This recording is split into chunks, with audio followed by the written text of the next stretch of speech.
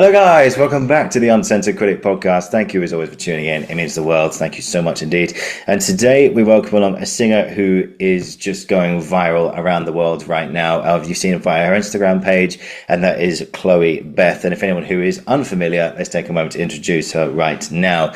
So Chloe is a classically trained singer who achieved a grade 8 in her ABRSM, which is the Associated Board of the Royal Schools of Music, with distinction when she was only 17. She studied contemporary theatre and performance as well as popular music in Manchester when she was at university for 4 years, graduating with a first in 2014. Her vocal interests stretch across classical, jazz, musical theatre, pop, and her specialty, of course, is in the classics and opera.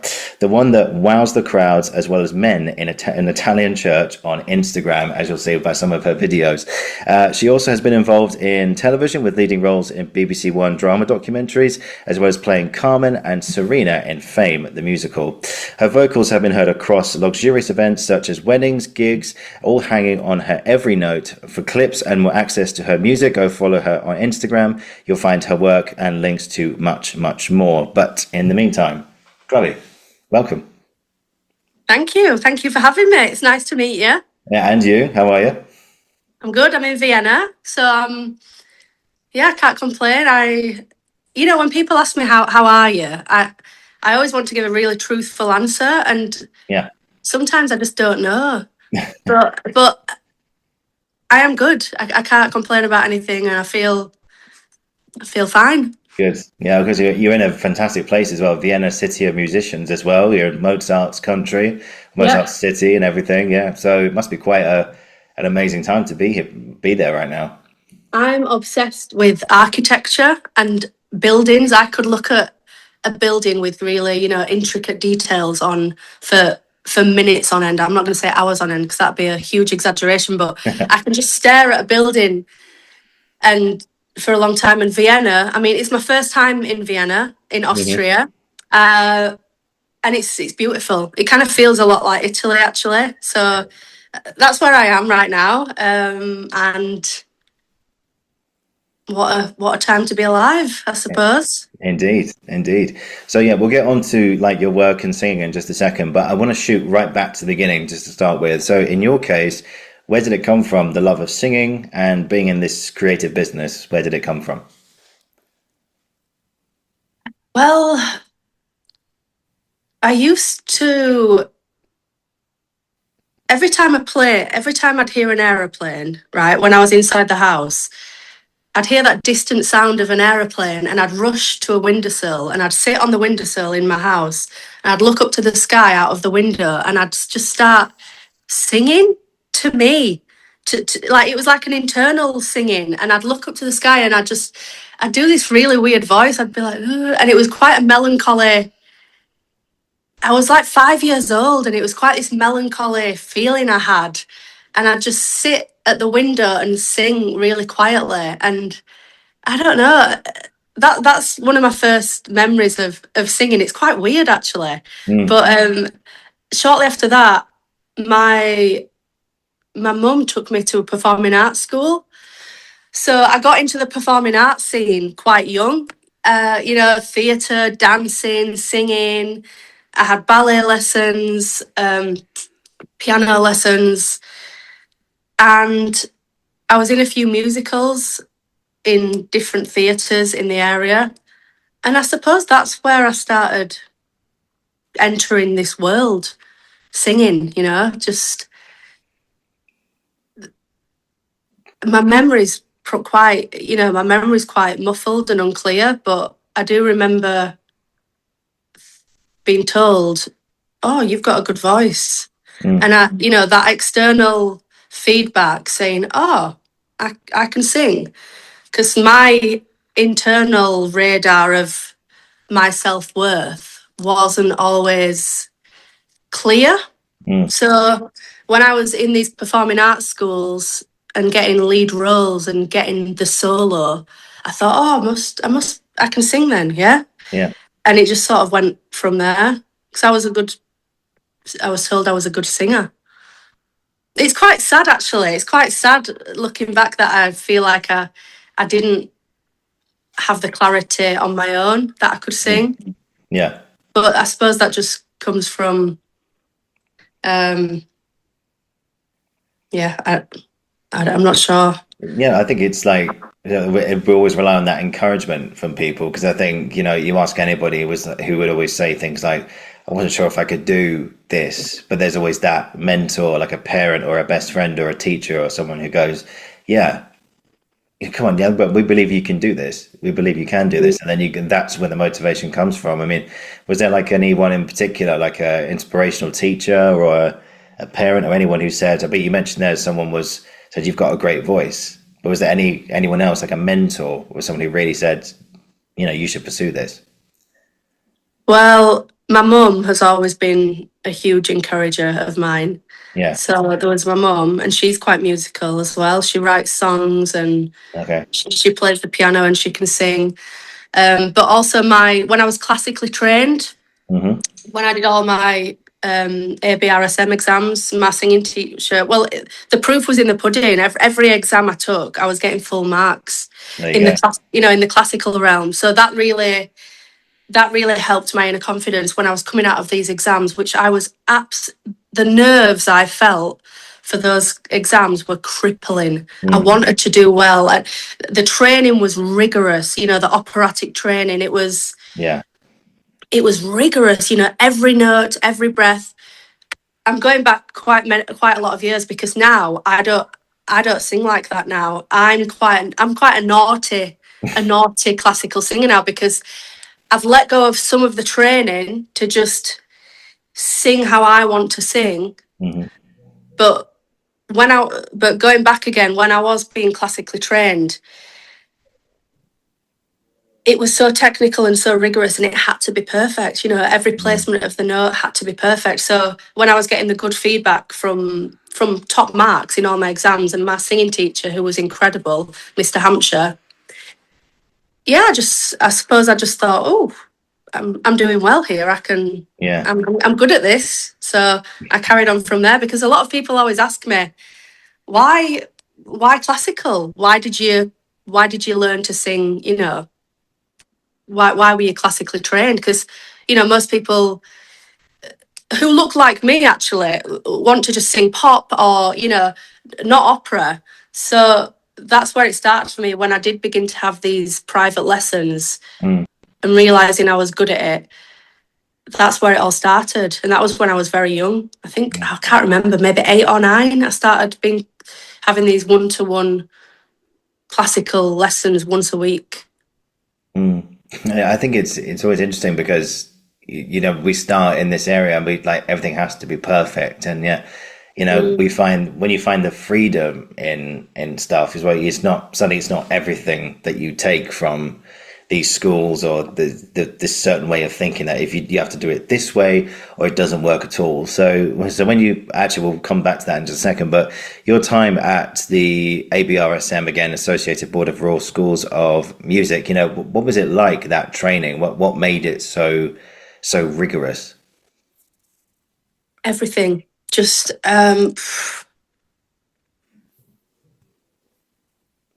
everything had to be perfect. The music on the page, we'd have to mark the points where we'd breathe. Every note, it couldn't come from the throat, it had to come from the diaphragm. Mm-hmm. All the oral exams, the sight singing, the sight reading. There was just so much that went into it. It wasn't a walk in the park. I was lucky because I was naturally gifted at it. I didn't find it hard. I didn't find it that Yeah. challenging. Whereas I know a lot of people would. It sort of came naturally to me, but it was bloody hard. Do you know what I mean? It was complicated, strict. There was no room for error. There was no room for cutting off the note short or breathing in the wrong place. And, Yeah. I had to sing from a very early age. I was learning songs in German, French, Spanish, Italian, Latin. Yeah. So, to sing the words in these foreign languages, a full song, and to know what they all meant and the correct pronunciation of these multiple different languages as I was singing, at the same time as getting the note, not just the right note, because obviously I've always been able to sing in tune quite effortlessly. It was more about the sound. You know, my singing teacher could not stress enough about the actual sound. He always used the word, it had to ping. So and it had to come from the nose. You know, he said it has to ping. You know, like ping. And every time I'd sing and it sounded a little bit throaty, because it was such rigorous, you know, operatic classical training, I was overthinking every note. But luckily for me, I was still doing well. But I'm really glad I don't sing like that today, because I do see a lot of opera singers who are still singing perfectly technically, and it's wonderful, and it's wonderful for them, but I just don't sing like that anymore. I've had this core foundation training which has helped me have the ability to, you know, to know the importance of the diaphragm and to really have that sound. But these days I just sing how I want to sing. And it's not always, you know, I think if an opera singer heard me now, they'd be like, "Oh, that's incorrect. That's incorrect. That's wrong. You shouldn't have breathed. You shouldn't have breathed there." And they're right. In that realm of this strict, rigorous technical training for the operatic voice, they would be right. They might cringe. They might cringe when they hear me do my own little, you know, whimsical versions where I might be breathing in the wrong place. But now it just comes from my soul now. And I also want to say that I do believe you are born with a gift. Everyone's like, "Oh, well, can I learn to sing like you?" And I'm like, well, no, because because you know, you can learn to get better, but I think you've either got it or you haven't. Yeah. You've got this gift or you haven't, and lessons will improve it and, you know, fine tune it. But I do think I was born with. I didn't always believe that. It's more recently I've really come to know. Wow, this is in you. This is in me to share with the world. A few years ago, I didn't think, oh, I was born with this lovely gift of my voice, but now I do. So I will say I think you're either born with it or you're not. But singing lessons can just aid your technical ability, you know, the do's and the don'ts. Yeah, yeah. No, I was going to ask you that actually. You know, can this be taught? Can opera be taught, or can it be? Because I know there was a show here. I'm not sure. It's going back a few years now.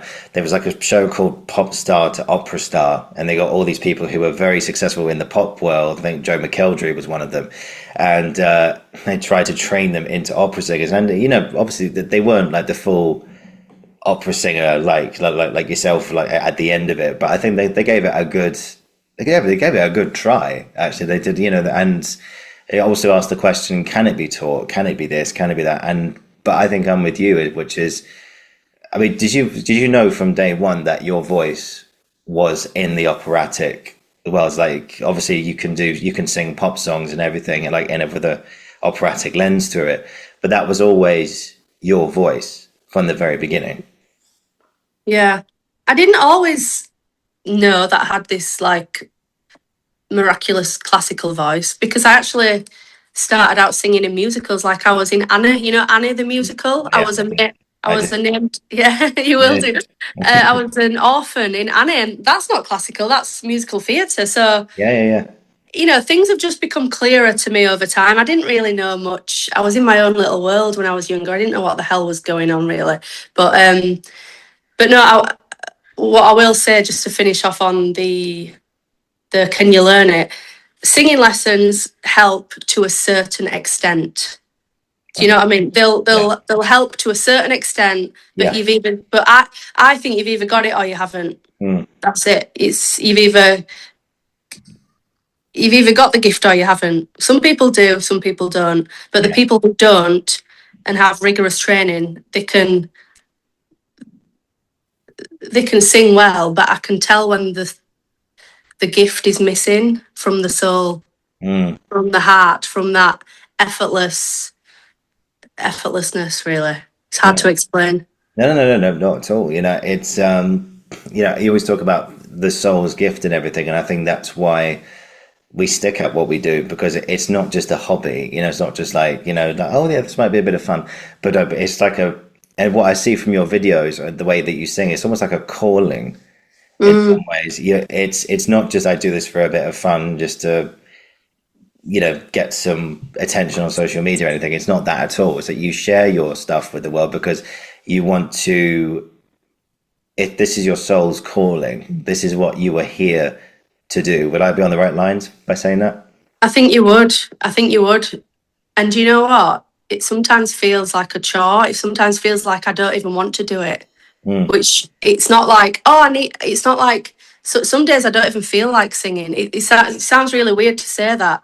But when it's a calling, I know if I haven't sang for a while, if I haven't shared my voice for a while, and for me as well, something just feels off in my life. I just feel like I've got no purpose. And that's why I think you're right. It is this deep calling, even though sometimes I don't want to do it. Sometimes I just want to self-destruct and be invisible and not sing for a week. Yeah. It's very hard to explain. It's like, I've said this before, sometimes I just want to hide from the world, not have any attention. I'm not bothered about that. Sometimes I feel confident and it's nice to have positive attention. Of course it is. But sometimes I'm not bothered about it. Like, I can't even look at social media for days on end. I don't have it in me to post a video. I've got about 25 videos, exceptional videos stacked up from all these different countries around the world. I haven't posted them. I couldn't tell you why. I think some days my motivation to share myself with the world is just not there, and I don't understand it. Yeah. So it's not like I'm gagging for like, I can't wait for people to see this video. Like, it's sometimes I really have to force myself to share these videos of myself. I hate listening to videos back of me. I just don't like it. Yeah, is that a thing for artists? It's just Across the board. Yeah. Is it? Yeah. What is it? And I suppose it comes back to the title of your podcast. That what is it? The inner the uncensored critic. Yeah. Exactly, and that's just within us. And it just makes me want to not. It makes me doubt whether this video is good enough and whether I should even share it. Yeah. I mean, it's always in all of us. I think. I think, when I do a bit like an acting table or something, I find it very hard to watch myself back, and, it's always like, oh God, is that how I talk? Is that how I look? Oh God, that's how I talk. You're just like, oh God, yeah. But it's a thing for all of us, and I think also another video, which I know you've shared on your Instagram as well, which is, again, it's got a lot of attention actually, was, just going off what you said there. You talked a lot about that voice that's in all of us, that inner critic voice, which goes, sometimes it just says things and you're going, why are you saying that? Why are you doing all this stuff? And so what's been like your journey with that to kind of shut that voice up?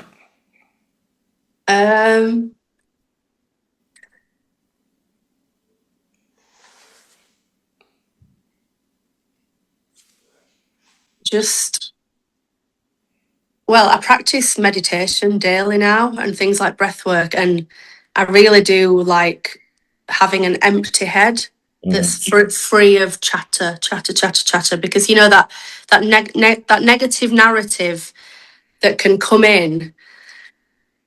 I'm very aware of it now. I'm very aware if there's like a conversation, if there's my voice in my head that's not actually me, it's like this critic and not feeling good enough. And I'm sort of aware when it's there, and I can just come back to the present moment and breathe and get it out. Because I don't want to live in misery. I don't want to live shackled in a prison in my own head with all these, narratives. And it's like, what even is that voice? what is that voice? Because it's not the voice I'm speaking with right now, like out loud. It's this. Right now, my head is totally empty. Right? There's nothing going on in there right now because I'm in the moment and I'm trying to concentrate on this conversation because I'm not the best talker. I do struggle to think of what to say on the spot. You know, I'm quite a slow person to to digest certain things and to be having a really I find it difficult to have conversations sometimes. But my point is how I cope with it. It's melting away over the days and the weeks. Honestly, I'm getting better and better as the weeks go by, just growing in my inner confidence and the feedback I'm receiving. I can't lie. I don't want to be like, oh, I'm solely relying on people's positive feedback, but it does add to, oh, this is going down well. You know, this feedback is so beautiful from my followers and from people who I sing to. I can't ignore that because that's like some proof right there. That's not me being delusional, like, oh, I'm really good, you know. And I'm not that kind of person anyway. No. But when I'm getting this constant exceptional feedback and tears and people being really moved, which I still don't understand how they are from me just singing. I still don't quite comprehend that. But when that is happening, it really does feed my belief in myself as well. It adds to it. It's not the full thing because I know it has to come from me. Yeah. But it helps. It's because it's not just me who's on this. It's not just my opinion of me. It's like a collective agreement that's saying really special things about my voice, about me, how I sing. Yeah. So yeah, that's really helping with the inner critic. And you know, like I said, tools of like meditation and breathing and calmness and self and always coming back to love, always coming back to love and kindness for myself, for everyone around me. Because if I'm acting from a place of honesty and love and truth and kindness, where's the room for this bullshit voice that's trying to ruin everything? Well, there's no room for it if it's all, Absolutely. you know, do you know what I mean? Oh, 100%. Yeah. And, you know, I remember speaking to someone called Annalie Howling, she's a brilliant person as well as like she does a lot of therapy work and stuff. And I asked her, so why does our inner critic not want us to be happy? Like, why does it do what it does? And she said, well, I think it's trying to keep us safe. It's trying to keep us very much in our comfort zone. It's very much trying to not, okay, you want to go sing under that bridge over there? No, you shouldn't do that. You want to go into that chapel in Italy where that guy, they ask if you can say, no. Don't put yourself out there like that. You know, and unfortunately, I think it feels like it's her understanding, and I think it's very true, is that it's trying to help us to keep us safe. But it's keep us very much nestled in that comfort zone. We can't go anywhere else. It's like being trapped in a playpen and we can't go anywhere. They know this is safe. You don't go anywhere else. Whereas now we're like, fuck that. I'm getting out of this playpen. I want to go live. I want to go do all this stuff. And so it does everything it can to try and bring you back there. And of course, we don't regress. We don't go back at all, which is the joy of discovering our strength in ourselves to do that. And also just, obviously when we get to, I don't know if you've had this experience where you've gone and done something that you initially thought that was really scary. And then after you've done it, you're like, oh, wasn't so bad. I'm still alive. Yeah. It's okay. You know, and then you think, oh, so actually all that talk was just was nonsense. Absolute nonsense. And, you know, and that's the building blocks for it, I think, more than anything. But no, I know you've been a big advocate of that. I know that your videos on that has reached many, many people, and I'm sure they really appreciate the message that you send out as well.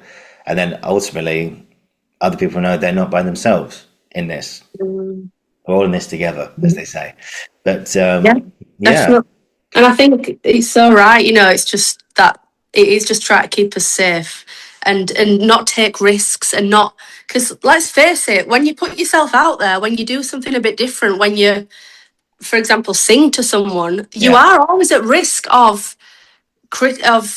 being criticised and being not good enough, because you're giving something, and people can always say what they want to say, or you're not allowed to sing here, or no, you shouldn't have done that, or it wasn't quite what I want. Luckily, I don't have this kind of feedback, but there's always a risk for it. So I think it's totally right what that lady told you about.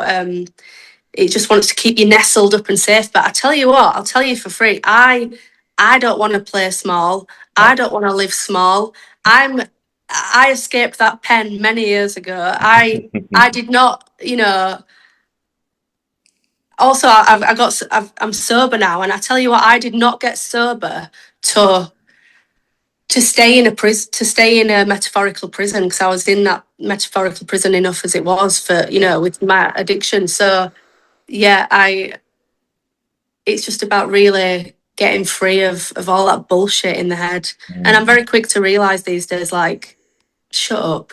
It's like, just do the opposite of what your head's telling you. Indeed. Some people say, because our heads just want us to play small and to play safe. And sorry, but there's more vibrancy to life than staying in that little comfort zone. And every time I do something that scares the shit out of me, and honestly, that cripples me with fear and nerves, every time I sing on the street, every time I do a concert, there's some healthy nerves there. It's like, oof, it doesn't feel that nice. It's very uncomfortable. Yeah. And it's like, oh, I'd rather just not do this and go home and not have this huge amount of pressure to impress and make people, feel amazing from what I'm doing. But every time I push through that fear and do it anyway, I feel ecstatic, and I feel like this release, because on the other side of fear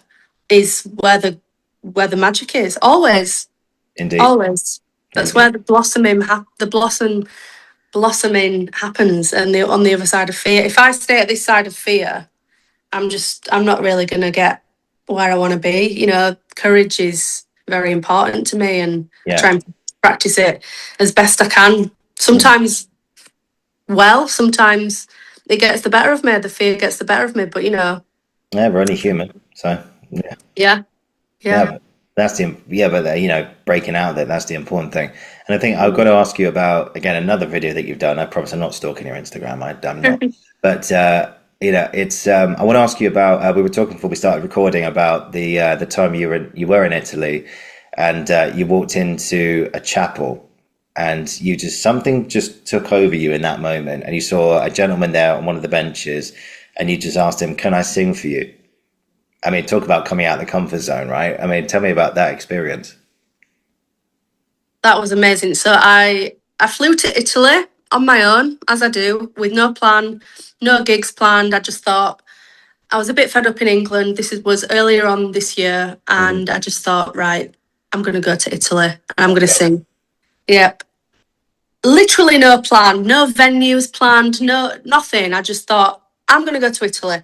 And on my very first night, I started in Pisa, and I was walking down a really quiet street, and I heard this music coming from, well, I didn't know where it was coming from, so I followed the music because it sounded so heavenly. And in the corner, I went into this church, and in the corner was this guy playing the piano so exquisitely. Like, it was just like, and the acoustics in the church were just phenomenal. Brilliant. And it was like walking into heaven. And normally I am really shy. I can be really shy. I have certain moods, and sometimes I am really shy. I don't want to bother anyone.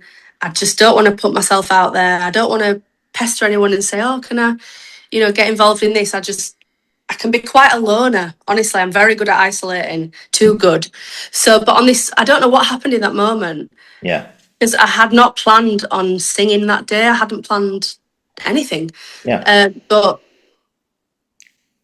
I went, so the question you asked me about the guy, that came after, because this was all in the same church. And I asked the pianist if I could sing a song with him, and he was like, yeah. And it was amazing. And I think we ended up singing like 3 songs. And then this Italian man walked into the church. I think he must have heard my voice from outside. And I ended up singing for him as well. It was just like 3 of us in this church, and he was just crying. And it was just one of those moments that you just can't even make it up. It wasn't planned. It wasn't staged. I get a lot of people sometimes commenting on my videos saying that was staged, that was set up.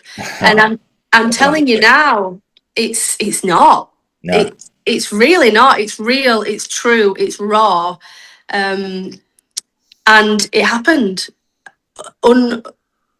Totally, it was a shock to me as well, but that's the beauty of these things that just happen in the moment, where there's no agenda, there's no there's no, like, what's the word, ulterior motive. It just happened. It was just pure in the moment, and I'm just glad I did film it. The only thing that was probably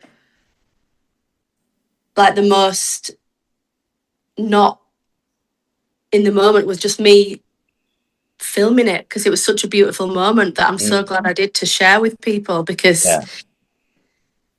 amazing things happen when you don't have a plan. That's what I find. Yeah. You know, when you just let go of all control and just do what feels right and pure from the heart. And that was one of those instances where I just ended up singing with this pianist, and then people came in the church and listened, and it was amazing. Yeah, I think that's one of the things that's quite inspiring, is that you just, I think a lot of people would find that very, very, very scary, just going to another country just with no plan, no intention to do anything, but you just go for a walk and you hear this music and you follow the music, and then you film this incredible moment, and of course that then goes on the internet, on your Instagram, then goes around the world to many, many other people, and it all comes from just saying, look, just embrace the moment more than anything. Yeah. I think that's something they say when you're like up on stage, or whether you're acting, or whether you're singing, or both, and they go, just enjoy the moment, because you just never know what's going to happen, And I remember my first solo trip abroad was last year as well, and I landed in Athens, and I was going to meet up with some people. We're going to travel around together.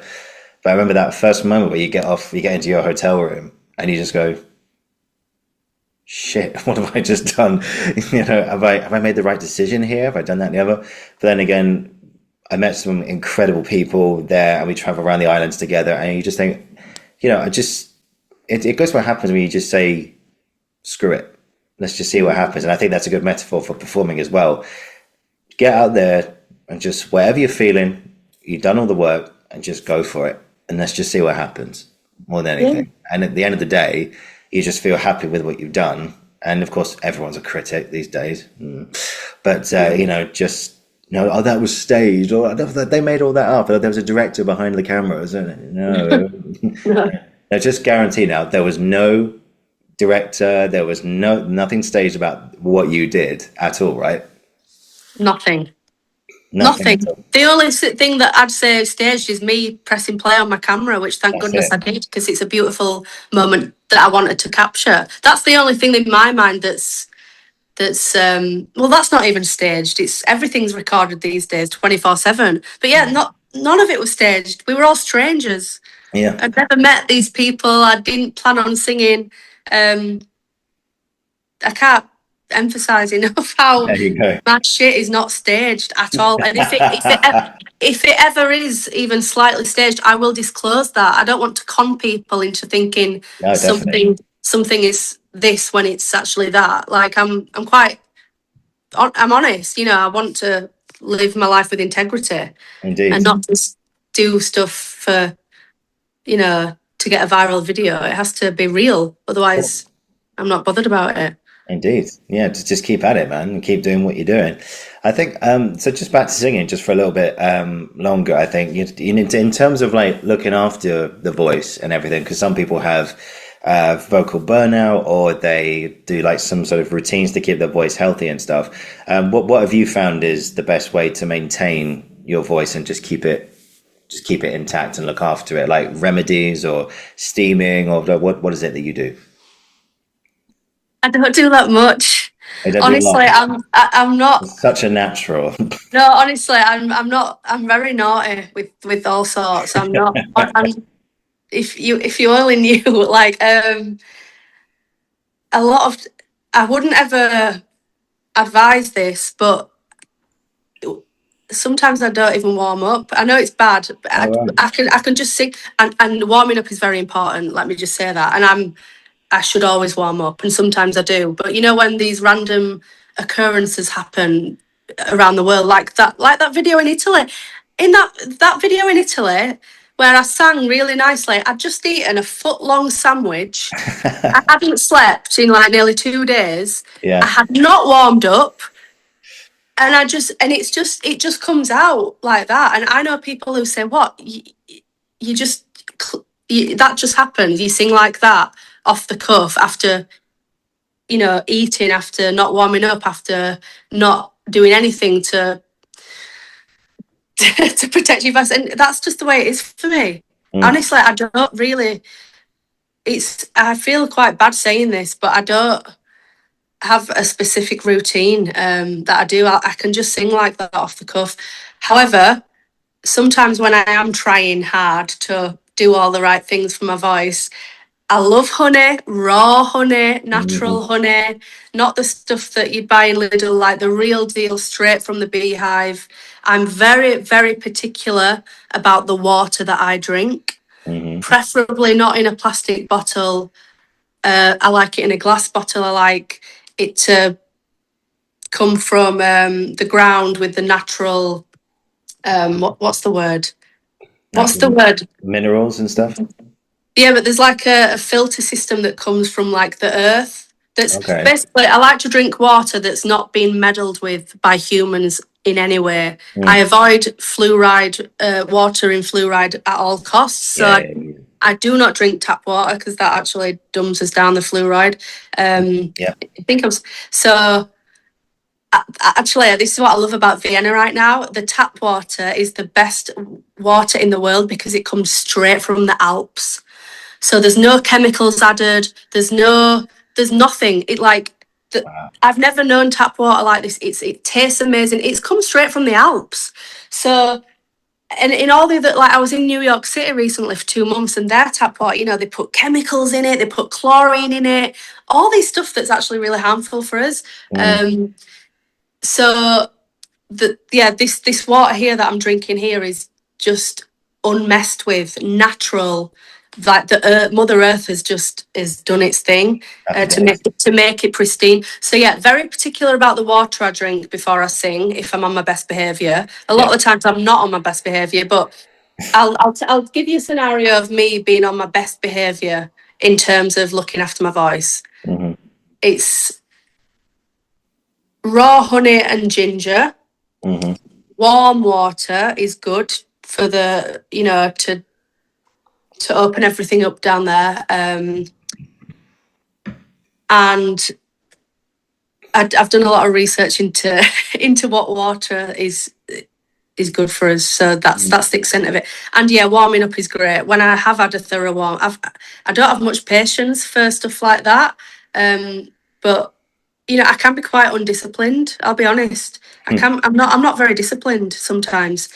But when I feel like I really do need to be disciplined, I will, warm up my voice and drink the warm water with the ginger and the honey and and pristine, good quality water that hasn't been messed around with and no chemicals added. That's the Yeah. extent of.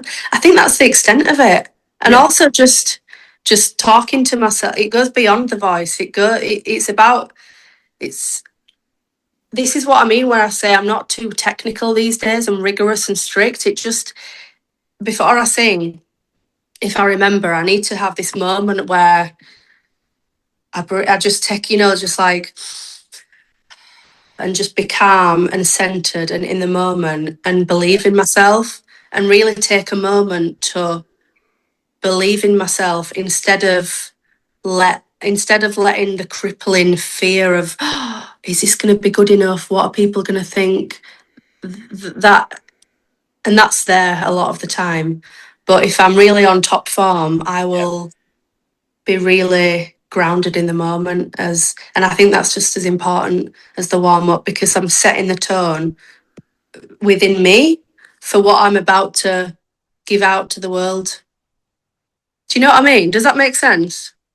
Oh yeah, 100%. Yeah, and I think ultimately it's the body it's a whole package. The whole thing you've got to make sure. And I agree with you. I avoid tap water. I don't. I mean, this water I've got here now is purified. We've got a water purifier downstairs. Mm. Avoid things like fast food and all that kind of thing. I don't touch that shit anymore. That's just, ugh. But but it's a full body experience, and you've got to put the right things in it. I think you look at athletes as well. Like they're particular about the water they drink as well, and the food that they eat as well. Is it coming from the right sources and everything? But I feel like it's. I think it's true. It's like the natural gift that you have. Is. Can it be taught? Maybe, I don't know, but it's everything that you do and everything. This comes naturally, which is amazing. So just got one more. Just how much time have we got? Okay, we got a bit more time. Okay, just got a couple more things left. So I want to ask you about. You mentioned earlier something about learning or singing in another language in a way, and of course, one of the things that you have sung, of course, is a very, very famous comes from a very famous soundtrack, which is Now We Are Free, which was sung, I think it was sung by Lisa Gerrard from the film Gladiator. Of course, Russell Crowe, Ridley Scott, and everything, and that's sang in Hebrew as well. I didn't realize that until I researched it. And so, if you're learning another language, in this case Hebrew, and what's your process in singing and learning another language? I listen to the song on repeat from a singer that I like and respect, and that I like the voice. So I'll listen to it over and over and over and over again until I've got the melody, until I just know it. Mm-hmm. And then I'll sing it with the original singer, and I'll follow the words, and I just have to keep looking at them. And obviously I need to understand what they mean, so it can come from my heart, and it feels true and real. But then what happens is, the more I sing it, the more it just becomes a part of me. So the first few times I am really scared that, I'm going to forget the words. I'm going to tell you a secret in a minute though, about this particular song that I've never told anyone, but I don't even care anymore. I think it's quite special. Massively, honestly. But that's my process. I feel like as I get older, my ability to retain information is just disintegrating. So when I was younger, I'd learn all these songs really effortlessly. And now I find it quite difficult to get a new song engraved in me, because I don't want to feel scared that I'm going to forget this new song. Like there's a few songs that I really want to learn at the moment, and it's just, I'm sort of procrastinating tackling them, because I'm like, how am I going to remember this at this point in my life? Yeah. But all the songs that I've been singing for a while, they're just a part of me now. I don't even have to think about them. But like I say, the process in the early days is listening to it on repeat, reading the words, understanding the words, making sure I've got the pronunciation right. Sometimes I probably get that wrong now, whatever.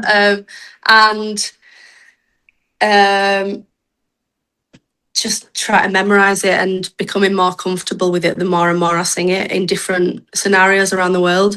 But this Now We Are Free song, did you know that, there's Hebrew in there, but it's also a sacred, made up language to God.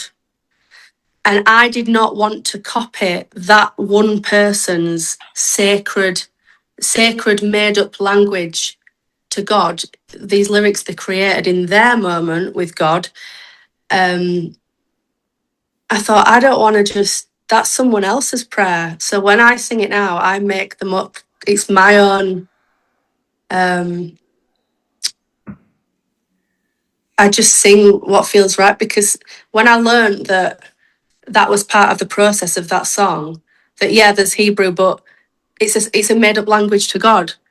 I thought, okay, I'm just gonna sing what feels right, and I made up. I just does this sound really bad? I No, don't not at care, all. because Not at all. I want to put my own stamp on it, and I want Yeah, it to be my own language when I'm singing it, yeah, and that's the way I sing it. So again, if like a famous singer heard my version, they'd be like, "Those are the wrong lyrics. Those are the wrong lyrics." But I actually don't care about this rigorousness anymore. I just want it to feel right for me. So I've made up some of every time I sing it now. I sing it a certain way, but it's very unique. No one yeah. else will sing it the way I sing it, because it's my made up language. Part of the song's my made up language. It's just Okay. the sounds and the words that feel right when they come out of me. And now I actually do sing it more or less identical every time I sing it, because it's just become this way that I sing it now, even though the words just probably wouldn't make sense to anyone, but Yeah, it just feels right for me.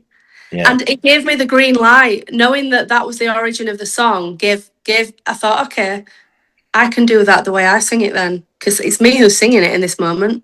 I Mm. don't just want to. I don't just want to copy someone. No. I don't just want to be like, oh well, I need to do it exactly the way Lisa Gerrard does it. Me and Lisa Gerrard have completely different voices. Her voice is so amazing and so Stunning. it's so full of depth, and it sounds like a prayer. And I actually sing it an octave higher than her. So Wow. I'll take, I didn't write the song. I want to respect the song, of course, but I also want to do it the way that feels right to me, because why not? I Mm. don't want to follow any rules. Like, I don't know any other singer who would be like, well, I'm not going to sing the lyrics as they're written. I don't care about rules anymore, really. I really don't. And like proper opera singers, they have to follow the rules. Mm. I don't. I do things very differently the way I sing these days, and I'm okay with that, because it's true to who I am, and it's effortless, and people love it. Yeah. I'm not trying. I'm not trying to be like anyone else. People, when I get asked the question, "Who's your idol?" Who do you want to be like?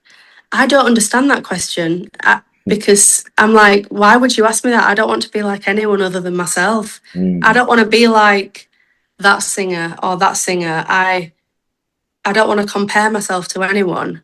Yeah. I want to be me, you know?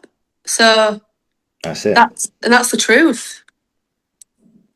I want to be the best version of me, Mm. but which is going to be a never ending journey. The moment I think I know it all, it's game over. I don't know anything. There's so much to learn. I think life is just one big learning curve, and it's beautiful. Indeed. But I just want to keep growing and learning every day, and just being open hearted to people and to the world, and to growing more, and believing in myself more, and just being authentic as best I can. Indeed. Yeah. They're wise words. Wise words there. And I think it's true, because that song is so spiritual, and so, that's like Lisa Gerrard's message. And yeah, that's fantastic and all, but you want to have your own message, because we're all different, we're all unique, etc. And I think Yeah. that's yeah, that's brilliant, man. And just in I mean, one of the things I really like about you is just the fact you just do things your way on anything, and all these rules about you got to sing in a certain way, but then it's almost like you don't say completely like screw the rules or anything. Obviously, some things just do stick, and that goes for actor training as well, of course. But then you find your own way into it, and you find your own rules or your own tricks into it, which get you to two places. And people go like, "How are you doing that?" I said, "I'm just following my instincts. Yeah. Just following my instincts. That's it." Yeah. Never underestimate your instincts, because it knows. It knows more than anyone. You'll get advice left, right, and centre. I'm not going to take advice from people who aren't walking the path that I'm walking, and who haven't been to the places I've been or who haven't been to the places I want to go. You know, I travel all around the world on my own. I go to India, New Zealand, Australia, Vietnam, Hong Kong, all around Europe on my own. Yeah. And I have some people saying, "Oh, don't go there. It's dangerous there." And I say, "Oh, have you been?" And they say, "Oh no." No. I'm like, well, don't tell me what to do if you haven't even ventured there yourself. And Yeah. you know, I'm not nasty to people. I don't have that in me. But there's a lot of things that I'm just going to politely go, okay, and it's going straight over my head. I'm going to do what I'm going to do. You know, because I'm going to follow my gut instinct and my instincts and follow my heart Yeah. and be brave. And you know, brave. Just be brave and not. Just go for it. I'm an adventurer, you know, and like I said earlier, there's no plan needed with me because Mm. the path reveals itself as I walk forwards with courage and humility and Mm. integrity. That's important for me, you know. Yeah. I don't want to get lost in the world of fame where you use people to get to where you want to go. Yeah. I'm not interested in that. It has to be authentic, and I'll just keep going with what feels right for me. Mm. That's I don't really know what I'm doing half the time. I'm not going to Who does? pretend. Who I'm not. does? Yeah, I don't even. But I like that, and it's you know It's fun. everyone's different, and that's cool. Everyone's so different. I know people who they have to control everything and plan everything, and that's Yeah. fine if that makes them feel safe and that's what they enjoy doing. Cool. I'm not like that. I don't. Yeah. I'm in Vienna right now. I Enjoy don't it, even know man. what. Yeah, like we'll see what happens. Indeed. No, I love it, man. Yeah, preach it. Preach it. Indeed. We're very pushed for time because I know you've got other things to get on to. So I've just got two very quick questions left for you today. So the last two questions for every guest. Actually, before we go on to that, just quick saying thank you for your time today, Chloe. I really do appreciate it. Thank you for taking the time to speak to me today. It's been great.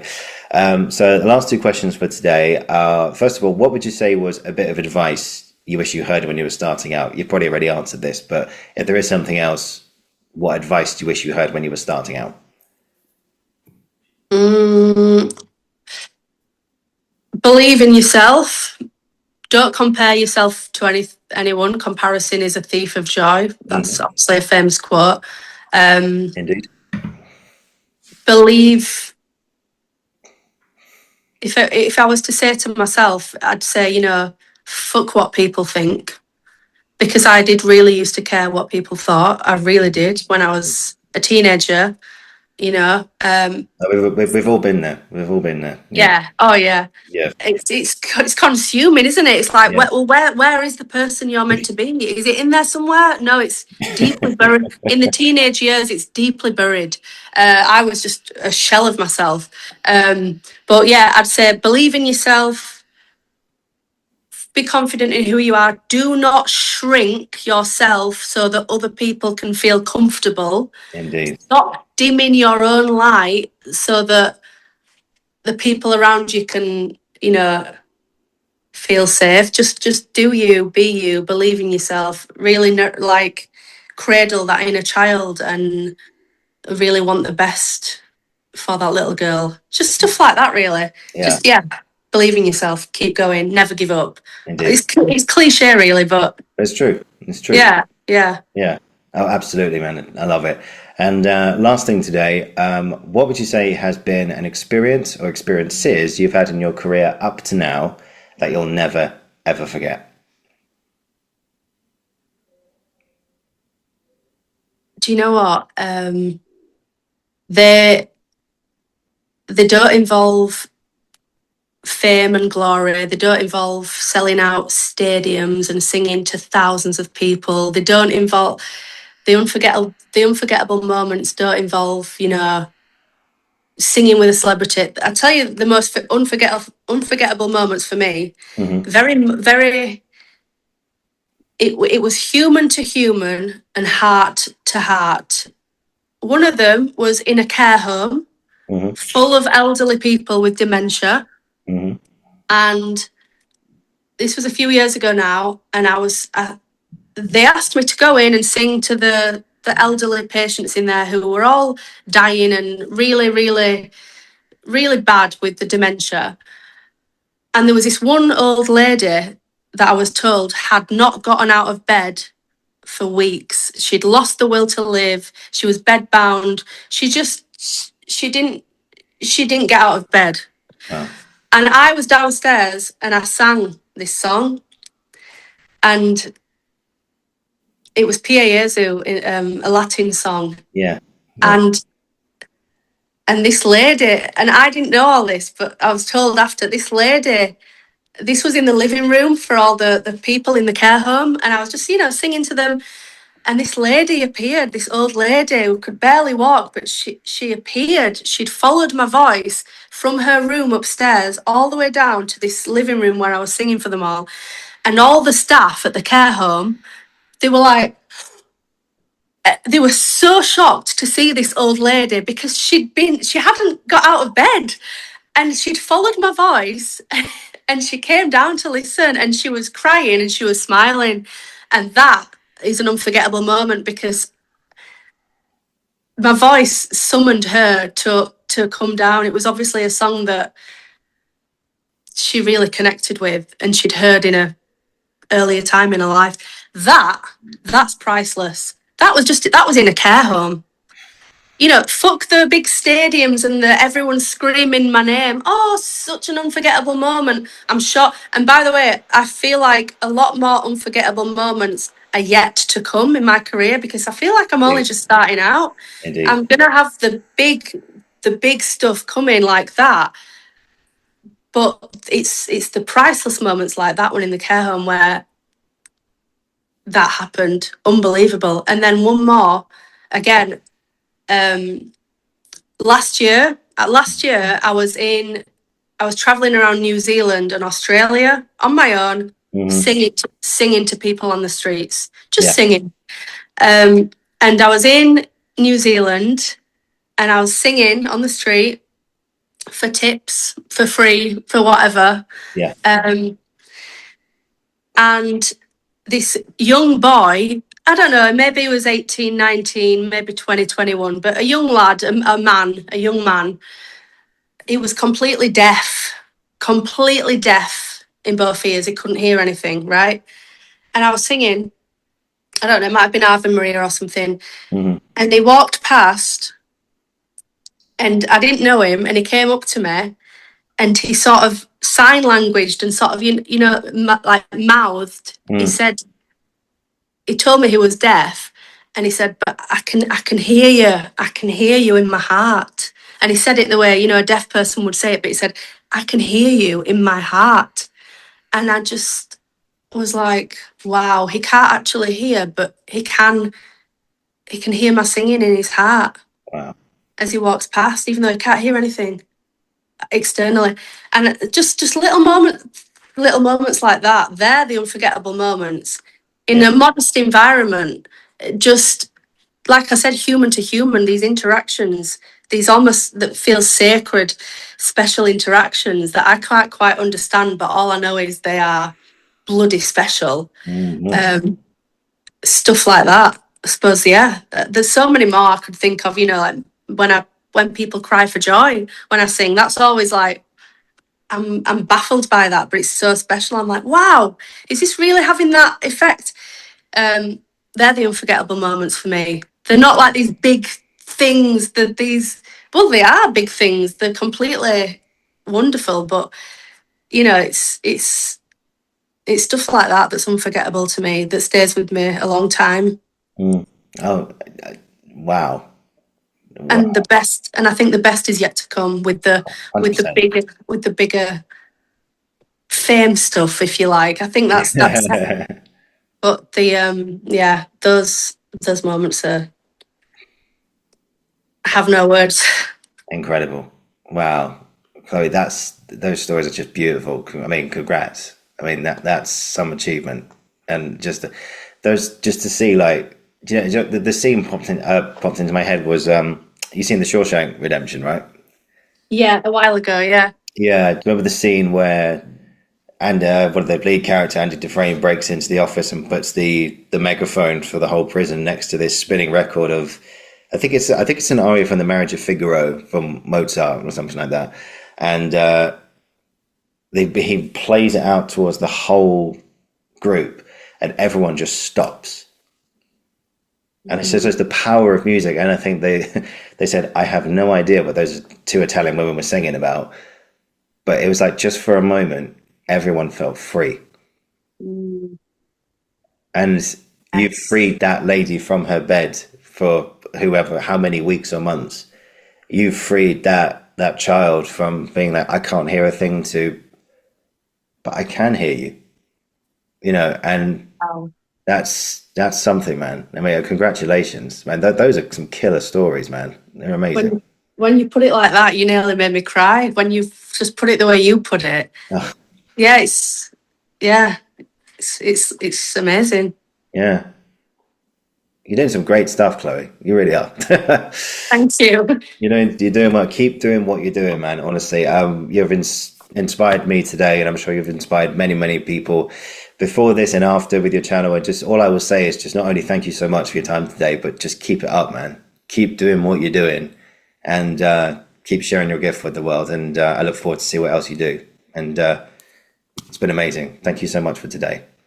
Thank you for having me. Thank you for your time, and you keep doing what you're doing. You keep shining. Thank you so much. No, you're so welcome. No, thank you so much for that. Just hang on. I'll finish the recording. We'll have a tiny debrief, then you can shoot back to Vienna. And yeah, brilliant. Absolutely great. Guys, thank you for watching. Thank you for listening. This has been the Uncensored Critic podcast. I'll be back very, very soon. And wow, Chloe, thank you. Seriously, thank you. Thank you so much. Thank you.